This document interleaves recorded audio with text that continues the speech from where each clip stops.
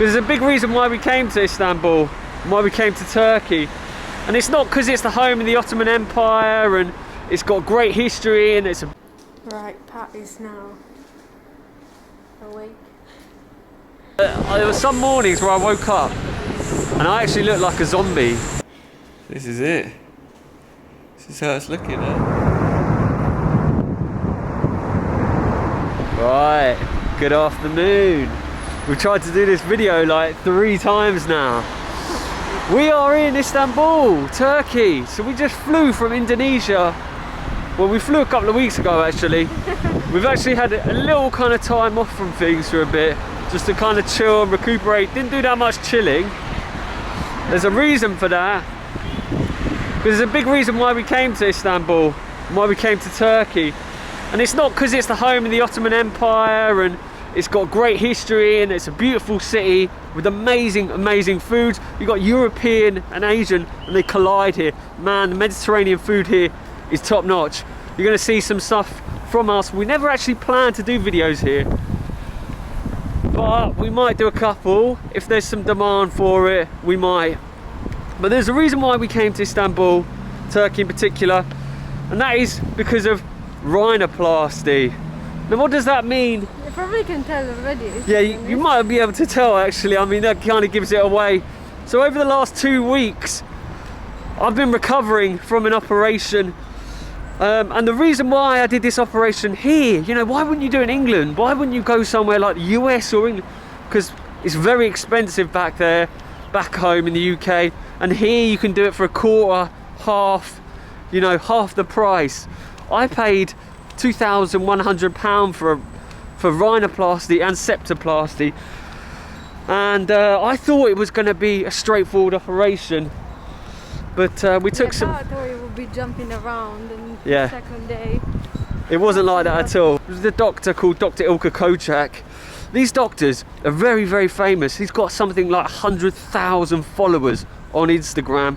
You know, a number of these doctors here are massive, and people fly in from America, from Asia to Turkey for these specific doctors. But yeah, from anywhere really. they do. On his page, he's got patients coming from anywhere. Everywhere. He's got masses and masses of different patients. So if you're interested in rhinoplasty, then Turkey's your place. I'm going to show the experience now in hospital. We're a lot more fresh-faced then, a little more chirpy as well than we have been. It was about 5 a.m. I didn't really feel chirpy. It was an early start, but we headed out of town to a private hospital where me and Julia were going to stay the night and be fed, and the operation was going to take place. It's a one-day operation. Well, it takes a few hours and then you stay one night yeah, in this hospital. So it's relatively straightforward. or so it should be. Or so it should be. Right, so this is what my nose is looking like. This is hump. Nose ring. I'm always, yeah, nose ring is out if anyone's noticed, which is sad times. I had that for 7 years. Really unprepared. I had to push him to get some pajama going, which is just a t-shirt. And now he's really surprised because I brought the surgery operation outfit, which is these. And I did say like you're basically naked because you can't bring this clothes to the surgery room. England, they give you these pants to put on, these socks to put on. I'm not sure of that. Yeah, they do in England. Have you gone into a surgery room? I know they give you little pants to wear. First Turkish breakfast. It's pretty weird. As I opened, the nurse came in as well. Well, I like their long round cheeses. Look. It's like, this is why the bread they give you on airplanes. It's like a semi-stale bread. Right. Tastes fresh cheese though. I think it's what they put in Boris. Boy. Do you have a piercing? I did. I've taken it out. It's like 12 p.m. now. is gonna be literally in the middle of the operation. I just got my lunch here. I'm actually getting a bit nervous. I'm just trying not to think about it too much. But yeah, someone just came in with my lunch. I just hope it's not gonna be any meat. That's spinach. That's very nice. It's one sort of soup. They love soup in Turkey, as far as I see. And there's a sort of lasagna. Shit. Yeah, that looks like meat. I think Pat did tell them he's vegetarian, but we weren't even sure they're gonna bring meat food. I thought I was gonna go and get some food at a cafe or something, and I don't know, no one really asked, so they probably gave me some soups, some meat stuff. Hopefully this soup. Some of this like yogurt thing that I usually eat with vegetables and everything.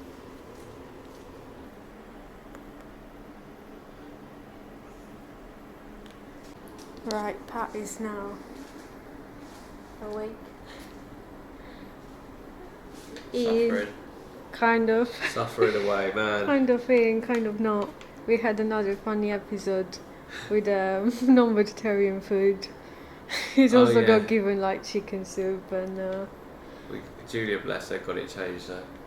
yeah, I wasn't sure they got the message because they didn't really react, but eventually after 40 minutes they got back with some other food.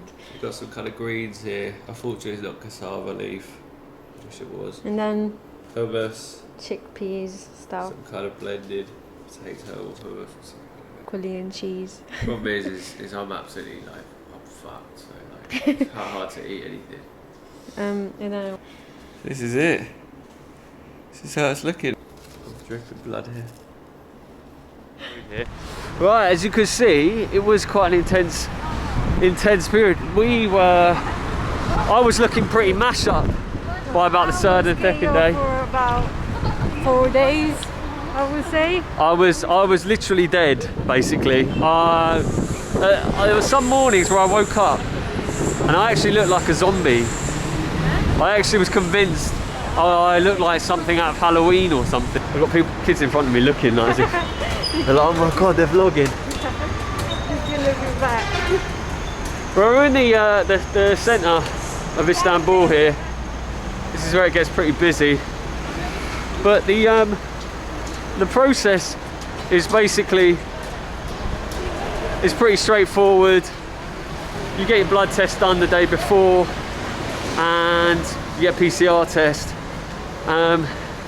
You might go the day before or the week before. I went the week before to kind of suss out the doctor, get a sense of how things were going to look. For a first visit, so it shows you like this Photoshop. They do a morph of your nose of what potentially it could look like. And then you discuss what you want, what you don't want, and they give you the realistic options and the realities of what your nose might look like and the limitations, because they're not magicians. You know, they can't work magic. They can only work to the structure of your face, you know, and your nose. I know, traffic in this city is actually crazy. It's not better than Jakarta. Let me tell you, yeah, it's actually worse than Jakarta in some places, I think, the traffic. And the patience of the drivers here is crazy. No one has any patience on the road here. They're literally out of their car in seconds and jumping out and nearly punching the bloke in front of them. These doctors, they do it by cash, so you end up paying them in cash. So you have to carry a lot of money around with you. It's almost like being a drug dealer, trying to hide money. I wasn't going to film this, but I will. It's the walking street. This is like the commercial street, the centre of Istanbul. They call it Istanbul Street. It's always really, really busy. And it's this famous street. But yeah, the process was quite good. I mean, my advice to people is suss out your doctor and get a sense of who you like. There are doctors that do completely different styles, and you'll end up with someone who might give you a Barbie nose if you're not careful, which was our fear. Yeah. We were really worried that they were going to chop my nose off basically and give me this really kind of curvature nose. There's a lot of ladies that get it done as well. There is a fair share of blokes, but yeah. We actually call the upturned nose French nose. The French nose. In Italy, you say naso alla francese, like Right. French nose, and you mean The it's gone upturned up a nose. bit. Oh, Yeah. really? They call it the French I don't nose. know, it makes the tip is going up a bit. The actual recovery period is tough. I'm not going to lie. I spent about a week dripping out of my nose and swelling on the eyes. You know, Yeah. you'd wake up covered in blood, mucus, all seeping out your nose every night. You'd have to try and stuff Very your nose. gory. It is very gory. It is quite intense. I think it's really subjective though. Some people have really easy recovery. Yeah. But you haven't done just rhinoplasty. No, I did 2 operations, so mine definitely knocked me back a bit. I'm not gonna lie, it's like intense. But look, it's done now. It's I'm still working through the recovery at the moment. But Not been 2 weeks yet. there's probably going to be a couple of videos from us. I think we're not sure what we're going to do. How much we're actually going to do. If people want to see videos from us, let us know. We'd like to film something out of Istanbul maybe. Yeah, we have got a really exciting video to share on Jakarta with a very famous individual who's not very popular with the government but very popular with the locals, and it's a special individual, so maybe we'll release that on Jakarta when we get a chance. Here behind us is the big famous Galata Tower. It's nice, it's alright. I would say the actual houses in the buildings are actually nicer in Istanbul than that. They're pretty amazing. Look at this. All these shops. I tell you what, and these places, they're full of cats. There's like cats everywhere. This is like, if you're into cats, like this is like cat paradise. But yeah, that's it from us for now. We've got another interesting video to come up from Jakarta, and we've got another interesting one from Istanbul. Some friends of ours that we get to see. Some of you might know them, and yeah, feed you, and that is another thing to add. They actually feed you at these places, you and your partner. My advice to anyone that's doing an operation like that, especially in a place like Turkey, bring a partner. Oh yeah. Bring someone. You don't want to do that on your own. Because man, This is the example of how impatient drivers are. yeah, shit gets lonely very quickly if you are on your own in Turkey. I tell you, an operation like that, you're very far from home. A lot of the nurses don't speak English. Yeah. You know, your doctor might. Some of the doctors apparently don't speak English, so bear that in mind. My doctor did, and does, so that's fortunate. But obviously the doctor is not there with you after the surgery. Yeah, Julie was wiping all the blood off my face all day long. It was constant. It was just constant. I mean, it lasted for days. She was just constantly just wiping my face. The other thing I wanted to add is, yeah, be careful with the doctors, because not all of them speak English and they need a translator. And if you're using a translator, you might not get a point across you need, and they might just butcher your nose. If you need any advice or any suggestions, or all the suggestions of the doctors I spoke to, I can help you. Just hit me up on YouTube or Instagram, and we will help.